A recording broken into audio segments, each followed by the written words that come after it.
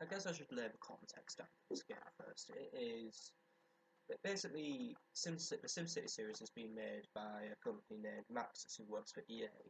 Unfortunately, for this particular installment of SimCity, they axed Maxis and used a company called Tilted Mill.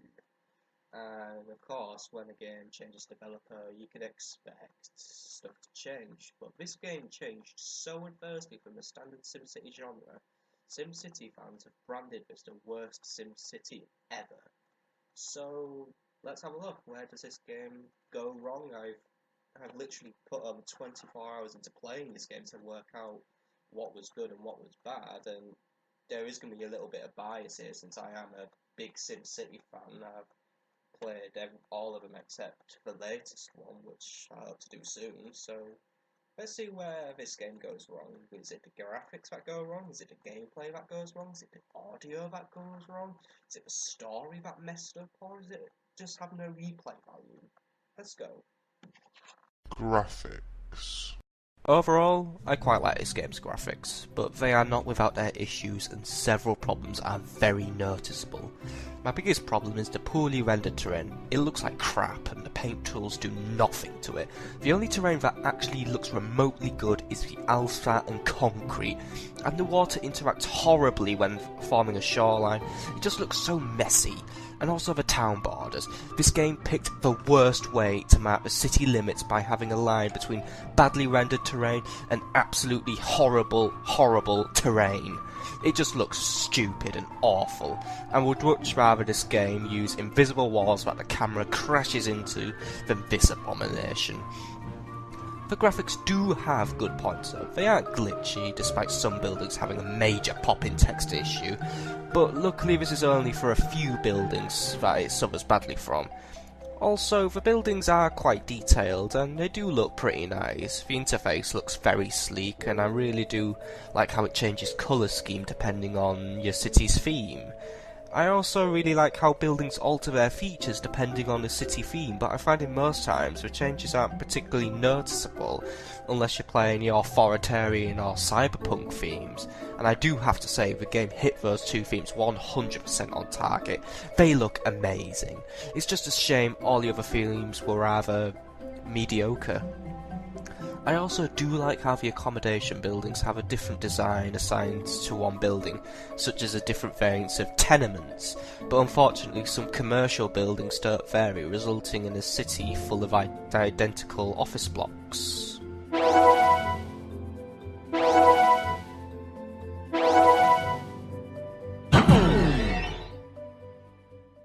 Gameplay.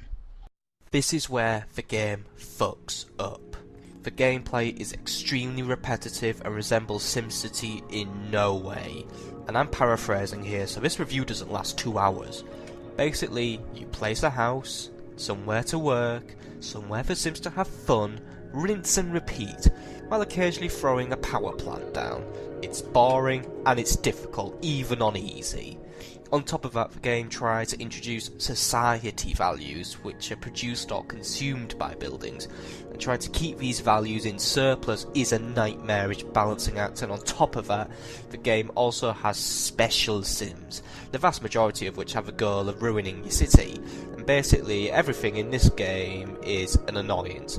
The cities tend to catch fire every day, and the fire services not only charges me extortionate amounts of money to be called out, but take 2 fucking hours to reach the blaze, which is literally next door to the fire station. The financial system is fucktarded. You pay maintenance on buildings every day, and pretty much all the time you won't be able to afford it. Buildings break down, and the city just fucks up even more. The sim AI is crap. All they seem to have is a death wish to be run over by cars when they're walking down streets, and they constantly complain and protest buildings, which bankrupts your city even more. Crime is always out of control no matter how many police stations you place, and even if you build one smog-producing building, global warming seems to instantly begin the apocalypse on your city. The expansion does introduce tourism, however, which makes financing your city a little easier.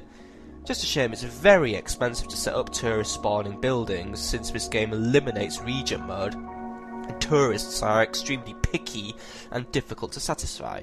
Hell, even the disasters, one of the most fun parts of a SimCity game, suck. They're all boring.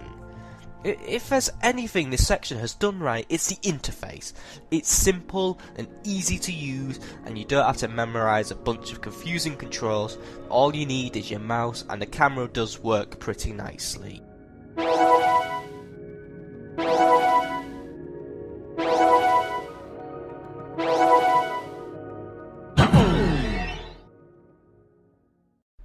Sound.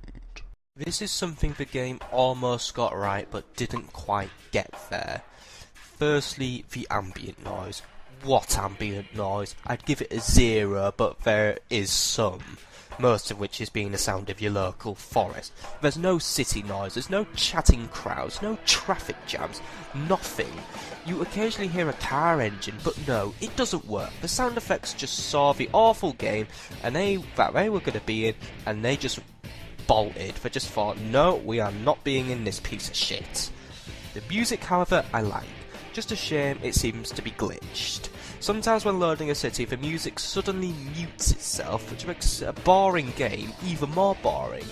But when it is playing, I love it. The generic city music is very calming, which saves me from destroying the keyboard when my city catches fire for the 5th time in the space of 2 minutes. And the music when your city adopts a theme is quite nice. My favourite being the cyberpunk music. I kind of wish it was the only music in the game because it's just so great. And I do like most of the music, except the capitalist city music. I found it a little bit too in your face. I'm not going to go too much into how much I love Simlish, that's for another day, but the Sims have a lot to say when you select them, and I do like how special Sims have their own unique voices matching what they do, especially with Dr. Frankenstein Sim, who talks like a stereotypical mad scientist, and I quite like that. Just a shame, like I said, when you have a lot of Sims, you don't hear them all chatting away, and also when you build a romantic city, I swear you can hear Sims doing it.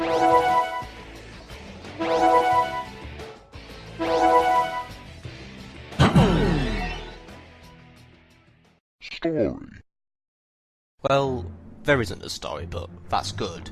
This is a game where you shouldn't try and force a story in. There is a scenario mode which takes you on a sort of story of some cities, but to be honest, after how bored and angry I was playing in the normal mode, I didn't even want to know.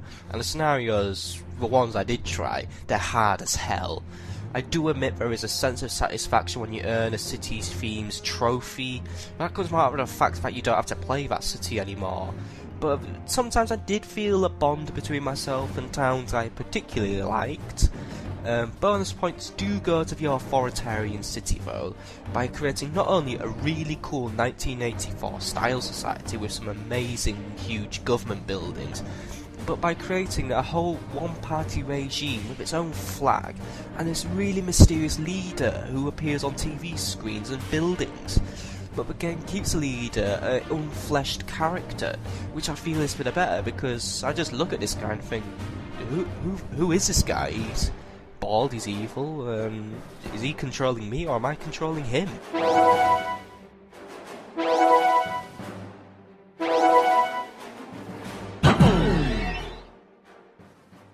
Replayability. Well, there isn't a great deal of replay value. The terrible gameplay and sheer difficulty and boringness will deter you from starting a new city when you finish one, but to the game's credit there is an unlimited simoleons mode which gets rid of most of your problems, but I still feel it's boring since all the challenge goes away. The scenario mode is way too hard, and I don't even know why this game bothered with multiple difficulty levels for the main game modes, since the initial difficulty is so goddamn hard. Also, I'm blurring the rules here by not putting this in the gameplay section, but I punished the score for this too. There is no god mode. My favourite part of SimCity 3004 was terraforming a city to my liking before setting up shop, and in SimCity 4 I also love region mode, which let me look at the bigger picture and create a whole series of interlocking cities where I could create my own personal amazing world. Here, it's an isolated city, no god mode, and if you want to terraform, yeah, do it before the city with freaking sliders. This is not The Sims 3. This is SimCity, where I should be able to make my own world to my very own picky standards and not have the game interpret it through bloody sliders. The game does offer achievements, and in the vanilla game they are achievable. They do take a lifetime to earn, but the special buildings promised by them is a lie. You get a shitty statue to place in your future cities, no super cool mega building, a sucky trophy for your 5 hours of time devoted to one freaking hellhole of a city. What's worse is, in the Destinations expansion pack, some of these achievements are nearly impossible to obtain given the awful gameplay and dumb way the tourism market in this game works. I'm glad I don't have to play this game again.